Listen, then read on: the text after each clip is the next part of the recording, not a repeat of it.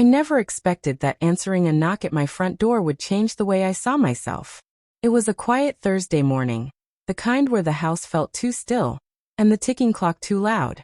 I had just finished sweeping the back porch, and was debating whether to make a cup of tea or finally clean out the old craft closet when the doorbell rang.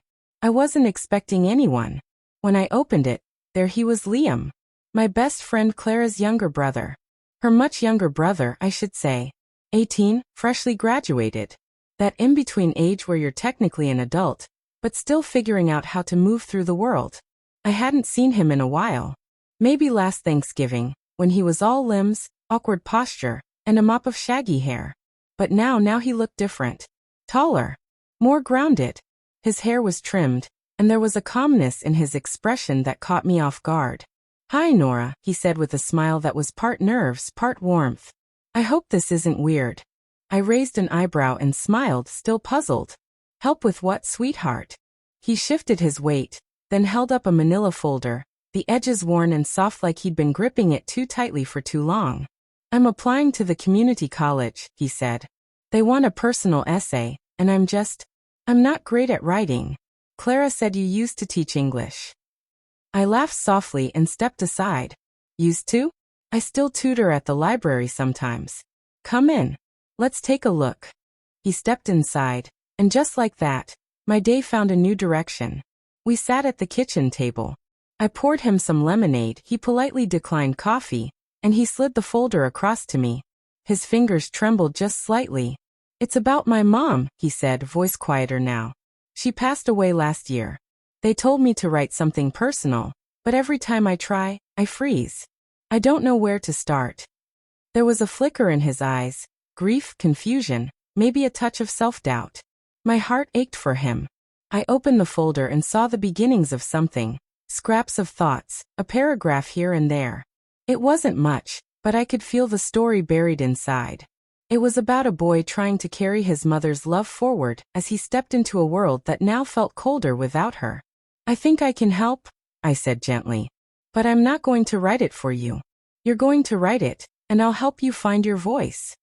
His shoulders relaxed like I had handed him a life jacket. "That's all I need." Over the next few hours, I asked him questions. When he felt closest to her, what made him smile? What moment he'd relive if he could? And slowly he told me stories. How she used to hum while folding laundry. How her spaghetti was always awful but still his birthday favorite. How she'd rub his back to help him sleep, even when he was 15 and taller than her. I watched him as he talked. His voice would crack, then brighten with laughter. There was something so real about it, so honest. And I felt like I was sitting with two versions of him. The boy he used to be, and the young man he was becoming. I caught myself smiling too much. Maybe it was maternal, or maybe it was something else. It had been a long time since someone needed me, not to bake for an event or fix a broken chair, but truly needed my mind, my presence. By the time the sun began to dip behind the trees, we had a solid outline. He had pages filled with scribbled notes and something steadier in his chest. "You're really good at this," he said suddenly, looking at me with something deeper than just gratitude. I chuckled. "I've had a lot of practice." "No," he said. "It's more than that. You listen." He said it in a way that made me pause, like he wasn't just talking about writing anymore. I looked at him and saw the same boy who used to run through Clara's backyard with scraped knees, but now, I also saw someone thoughtful, observant, kind. "Well, come back tomorrow," I said, clearing my throat. "We'll turn those notes into your first draft." He smiled. "I'd like that." After he left, I stood by the window longer than I'd admit, watching his car pull away. Something had flickered inside me. I told myself it was just the pride of helping someone. But it was warmer than that. A little unsettling, in the best way. And I knew one thing for sure. I was looking forward to tomorrow. He showed up the next afternoon right on time. He had a fresh notebook and that same manila folder, now a little straighter, like he was holding it with care. There was something different in his step, more focused. He greeted me with that same soft smile, and for a moment, the air felt suspended between us, like the calm right before a summer rain. I had spent the morning baking, partly as a distraction, partly out of habit. Teaching always stirred that part of me. I set a plate of banana bread on the table and motioned for him to sit. You didn't have to bake, he said, surprised. I know, I shrugged. But sometimes a warm slice makes the words come easier. He laughed and took a bite, and then we got to work. The words came easier this time. We laid out his notes, rearranged them, stitched his thoughts together into something coherent and honest. I guided, but he wrote. The story of a young man growing up too fast after losing his mother, trying to keep her memory alive through everyday moments. There were pauses, times when he stopped mid-sentence, lips tight, eyes shimmering. Each time, I sat quietly giving him space. I remembered what it was like to lose someone you love. That pressure behind your ribs, the way it lingers behind your eyes for years. At one point, after sharing a difficult memory, he leaned back and sighed.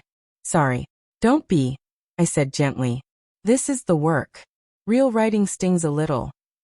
He looked at me differently then. You're not like most adults. Well, I said, smiling. Maybe because I don't feel like one half the time. He laughed, and then we sat in silence, the good kind. The kind where emotions settle and take root. As the afternoon passed, his draft began to take shape. He read parts aloud, his voice gaining strength with every paragraph. I leaned in, caught up in the rhythm, the rawness, the beauty of it. You're doing it, I whispered when he finished. He looked at me, eyes soft. Because of you. There it was again, that warmth blooming between us. I stood to refill our glasses, and as I passed him, he lightly touched my wrist. Just enough to pause me. I really like being here, he said. It feels safe. The touch was brief, but my skin tingled where his fingers had been. You're welcome here, I said, voice low. Anytime. Later that evening, I watched him leave. He turned once at the gate and smiled.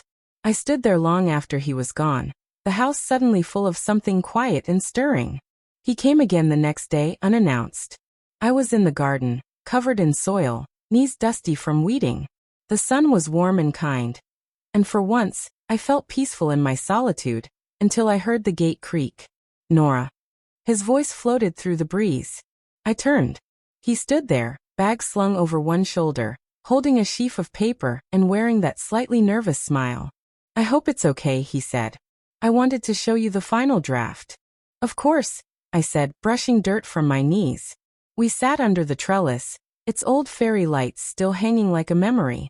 He handed me the pages. I read in silence, moved by every line. His story, his voice was clear and beautiful. Honest. You did it, I said, placing the pages down gently. It's stunning. His smile was radiant, but there was something else beneath it, something softer. You helped me get here, he said. I didn't think I had anything worth saying. Everyone has a story, I murmured. You just needed someone to listen. His eyes didn't leave mine.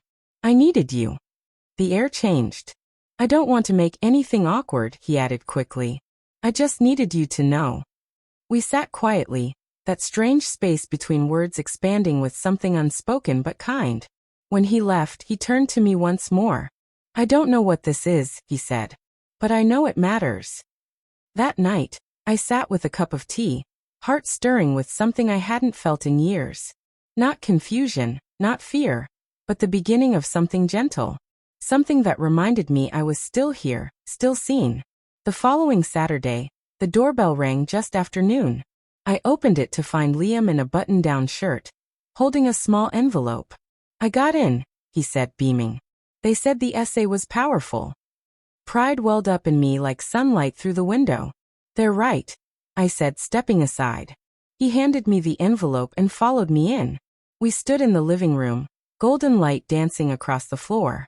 You want something to drink? I asked. Actually, he said, stopping me with a soft tone. Can we talk first?